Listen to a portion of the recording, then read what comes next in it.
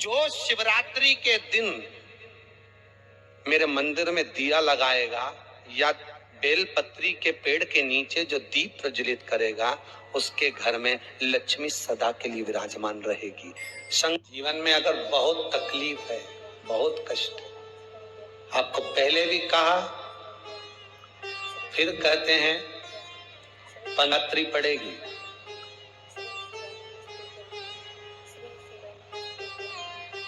जो माघ महीने में शिवरात्रि पड़ती है, उससे भी प्रबल शिवरात्रि। ये शिवरात्रि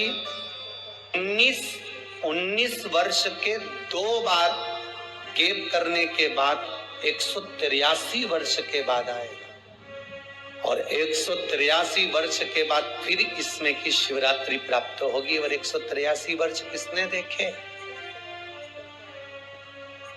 कौन ने देखे? और निवेदन करूंगा, अगर जिंदगी में थोड़ी सी तकलीफ है, दुख है, कष्ट है, परेशानी है, तो उस शिवरात्रि को हाथ से मत जाने दो।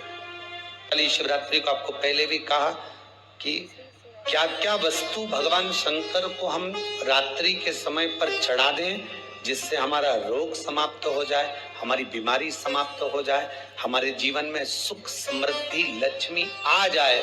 वो समर्पण का भाव। और शिवरात्रि आने में देरी है और आपके जीवन में बहुत कष्ट है, बहुत कष्ट।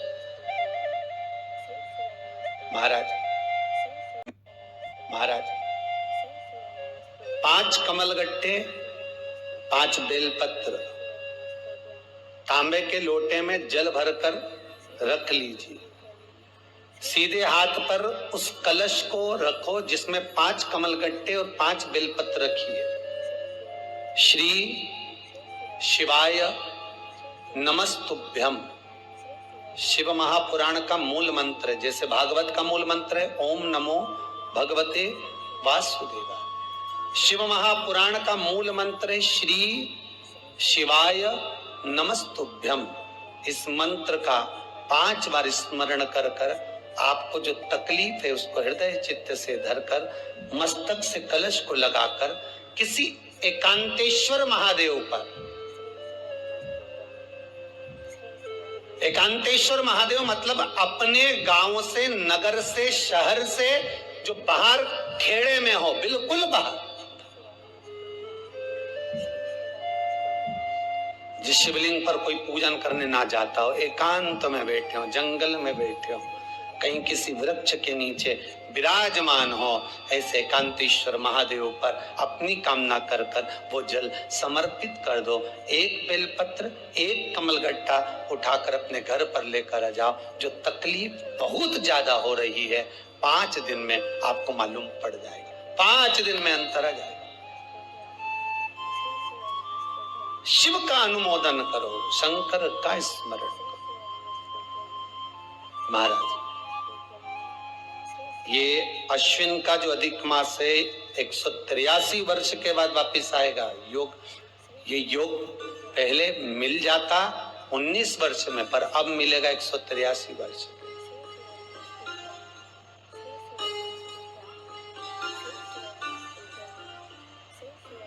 एक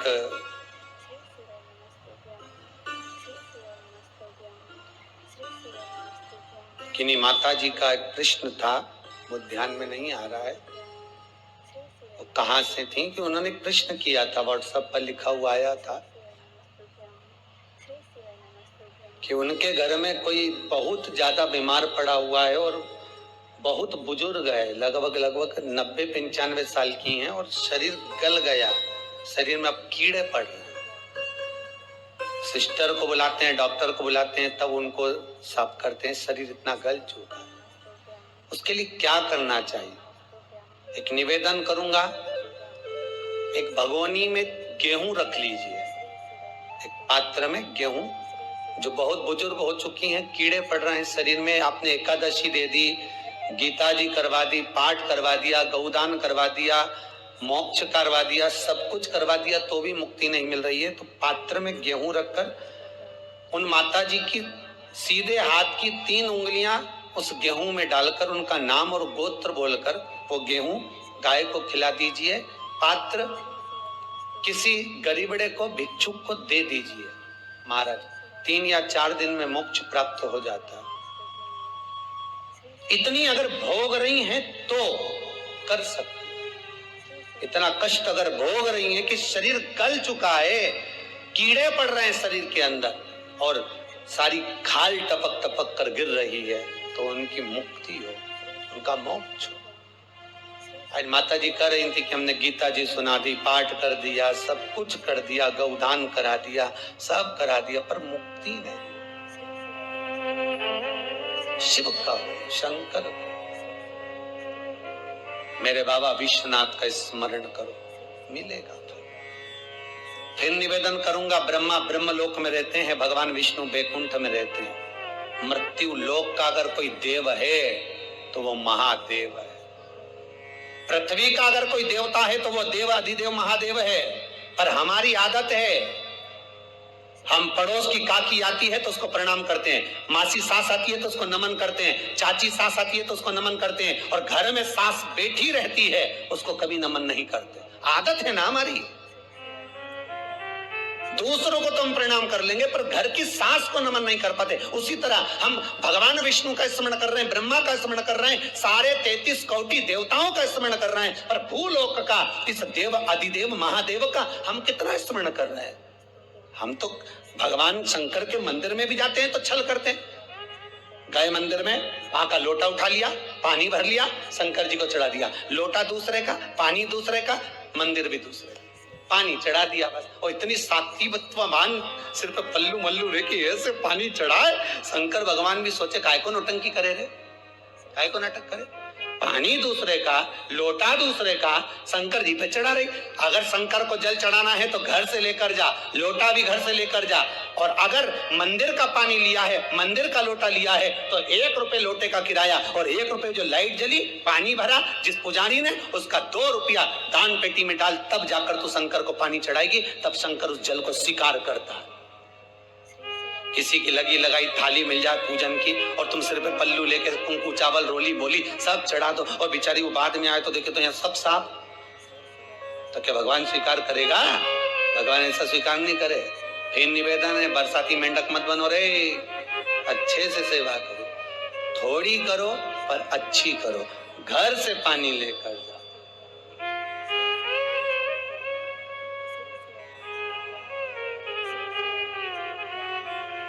कल कोतवाली चौराहे से, हमारे सीहोर के कोतवाली चौराहे से कोई बहन जी आई थी 33 मालपुआ लेके। कहे गुरुजी संकल्प करा दो। हमने कहा पानी लाओ, तो क्या तुम्हारे यहाँ नहीं है? हमने कहा हमारे यहाँ तो कुआं है।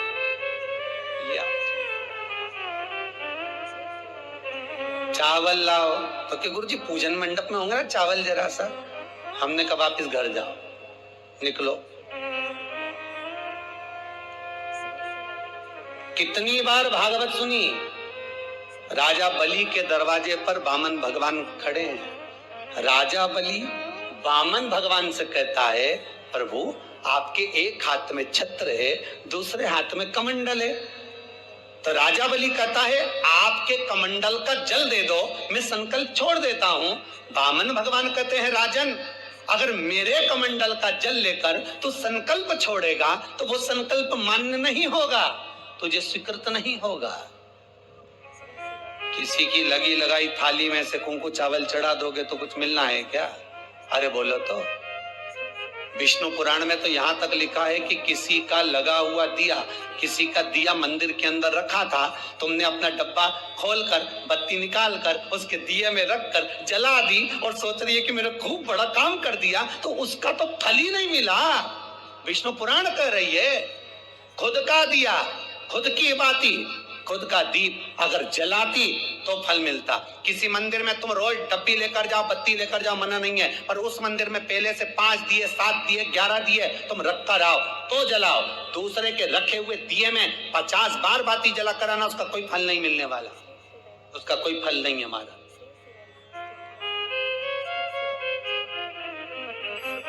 खुद का का जल लेकर जाओगे, खुद का लोटा लेकर जाओगे तो फल। यहाँ तो स्वयं भागवत कह रही है, राजा बलि के सामने वामन भगवान कहते हैं, राजन तेरे कमंडल को लेकर आ, उससे संकल्प छोड़, अगर मेरे जल का संकल्प छोड़ेगा तो उसका कोई फल नहीं मिलने वाला। राजा बलि अंदर गया, जाकर भी उसने कर्म बेकार कर दिया। राजा बलि ने क्या, कमंडल लाना था खुद का, उठा लाया शुक्राचार्य जी का। शुक्राचार्य जी का कमंडल उठाकर लाया, इसलिए शुक्राचार्य जी कमंडल के अंदर जाकर बैठ गए, एक आंख लगाकर देखते रहे। जल बाहर नहीं निकलने दिया शुक्राचार्य जी ने कि मेरे कमंडल का जल कैसे निकल जाए भला।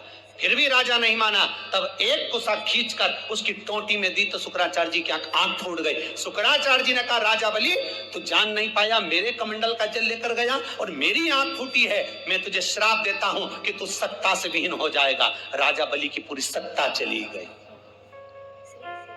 पूरी सत्ता मात्र कमंडल के जल के कारण चली गई। तो आप अगर दान करने जा रहे हो, आप कन्या दान करने जा रहे हो, आप गौ दान करने जा रहे हो, आप वस्त्र दान करने जा रहे हो, आप मालपुए का दान करने जा रहे हो, आप स्वर्ण दान करने जा रहे हो, तो जल चावल आपका होना चाहिए, चावल आपका होना चाहिए, संकल्प आपका होना चाहिए, दूसरे का नहीं। इसलिए नैमिषारण्य में जो 108 शिव महापुराण की पोथी बिठाई, तो वहां जो संकल्प छूटा आपके घरों में छुड़वाया, घर के अंदर।